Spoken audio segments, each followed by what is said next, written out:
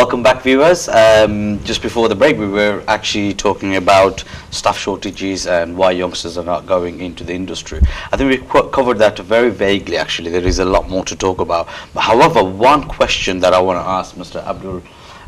Al-Mamoon, the question is, there is a lot of industry leaders talking about chef shortage, right, in the Indian restaurant industry. Why do we have chef shortages, and what do you think is actually being done about, or what can be done about it? Well, it's like obviously people from back home Bangladesh, they are not coming anymore like before. And before they have an intention to come London, you know, most of their peoples have intention, okay, I'll go to the restaurant, I'll become a good chef, you know, or I might end up with my own business. So because of the slow coming in, or you can say no coming in anymore, we are producing chef from UK based. So those people are working, they are getting retired in one stage. And obviously the vacancies are like, you know, the vacancies is like opening up, or you can say like by the assistant chef, second chef, or cook, you know. So when they are working down there, obviously once they get retired, or some people take different jobs, say for example taxis, different entrepreneurships. So yes, you are right, we have a shortage of chefs, but as my brother said, he is trying to train some chefs. We have to do this sort of things. We have to start training chefs. Training chefs, involve and show the interest, like, you know, this is not a dark area. This is a great opportunity over there, you know, you can have your life, as you said, you know, take them to the different places, spare time, you know, you just take them to the, just say, footballs, badmintons, things like this, you know. Yeah. The more you entertain them, the more you know, they will get more interest with that. Okay. Now, talking about people coming over from Bangladesh or India into UK to become a chef, right? When the immigration allowed chefs to come into this country, we're talking about the SBS scheme and work permit or something, chef things like visa, this. work permits.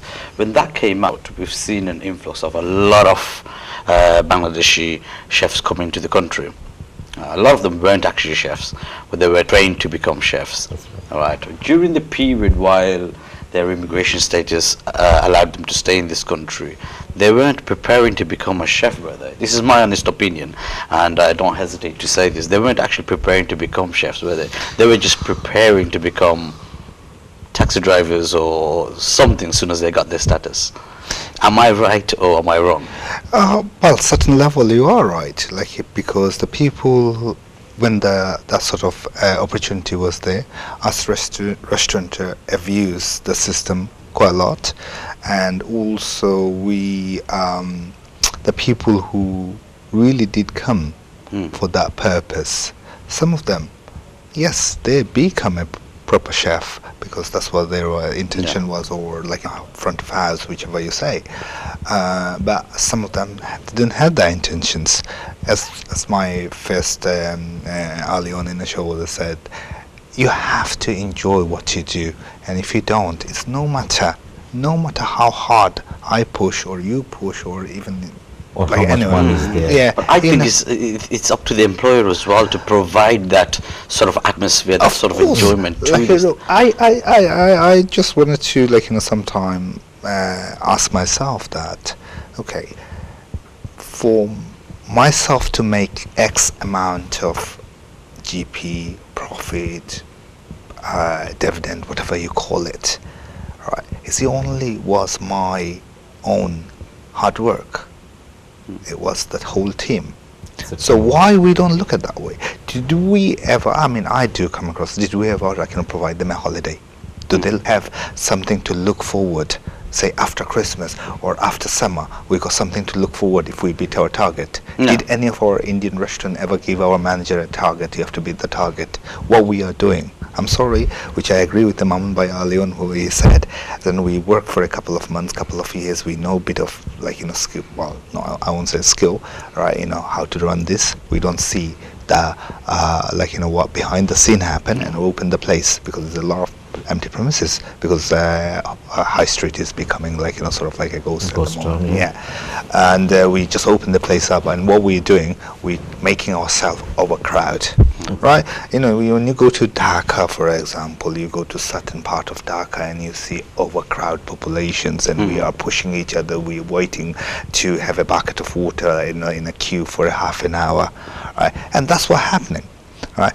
If we go back, several of years, say 10, 12 years, 15 years, 20 years, when I was a little boy, when I got involved with the trade myself, I used to see Chinese restaurant was in every corner. Every corner, yeah. Right? But now you'll find very few proper Chinese restaurant.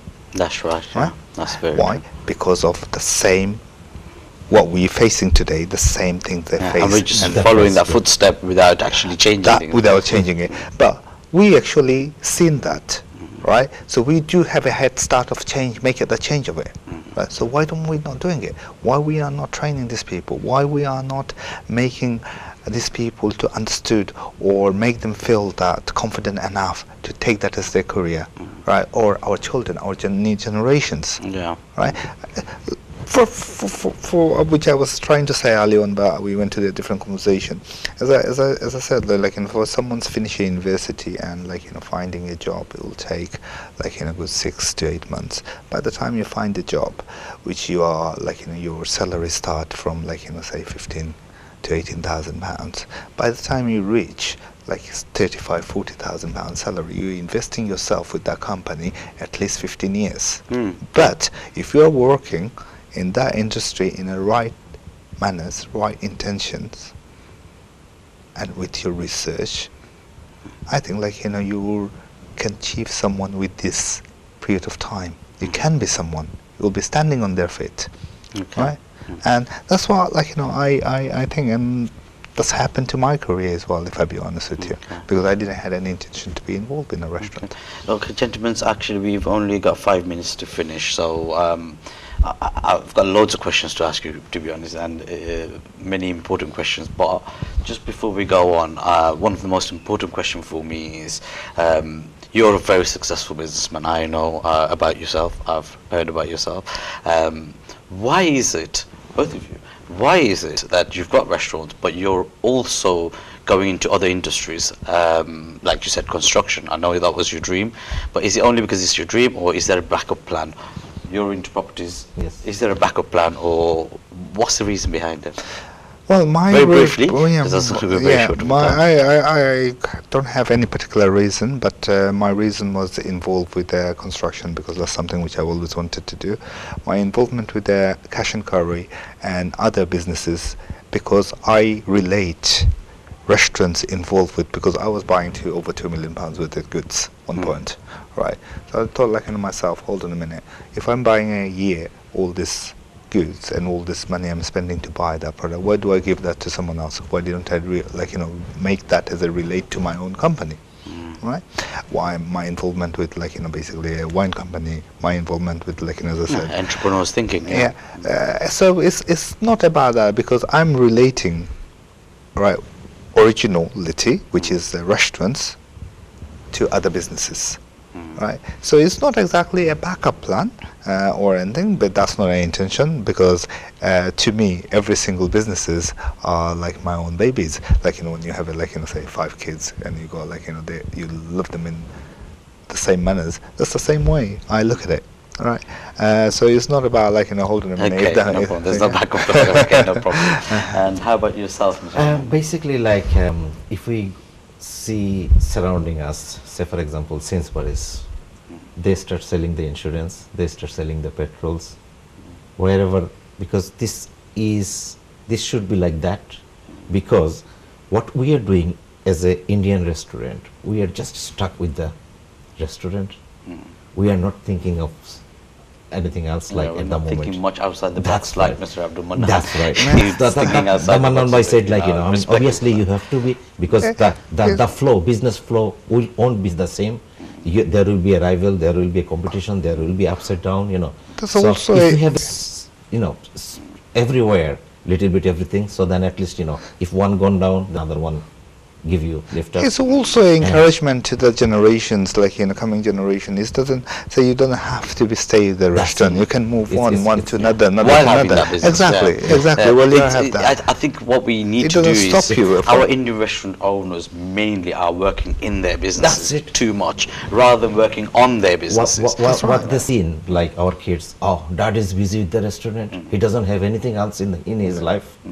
So as Mannan Bhai, I salute create him. good managers, he's good chefs. going everywhere, and also new generation like Mannan Bhai's, they're trying to encourage people, involve, create the chef and things.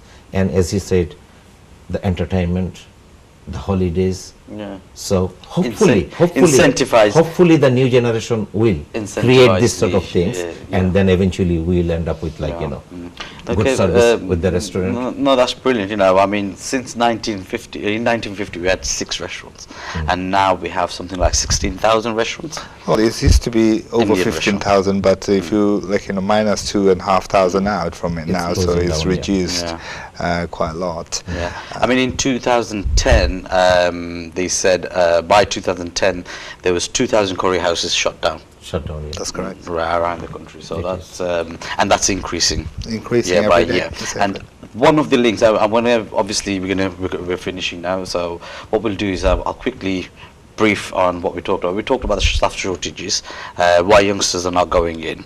Okay, we've spoken about why restaurants are closing down. One of the things that I didn't get from both of you is the relation between pubs and restaurants. I found that a lot of pubs have been closing down. Thousands of pubs have been closing down, and due to that, it has affected directly to a lot of restaurants, the traditional types of restaurants. That's right. It's affected in a big way. Am I right or wrong on that? You're absolutely right. But as we talk about early on, because we're not moving with the time, because before people used to socialize to going in a pub, now people go socialize in a cocktail bar. Yeah. Right. Before people mentality used to be after 10 o'clock, time to go to curry house. Yeah. Right. But now people mentality to go to the restaurant for a dinner. Okay, Right. thank you very much, gents. We're actually running late. Thank you for your time. Thanks for being on to the show. Viewers, I hope we've covered as much as we can in this short space of time, but there is a lot more to speak about, and we shall surely come back again sometime and continue on those topics. Viewers, thank you. And just a quick reminder, if you do know of any successful entrepreneurs like my guests here today, and you believe that they can give a great input into our show, then please do be in touch with us. Our email is businesstoday@ntveurope.net. That's businesstoday@ntveurope.net. Now, viewers, thank you very much for watching once again, and don't forget to watch us next Sunday again at 5 p.m. Remember, tomorrow's business is business today.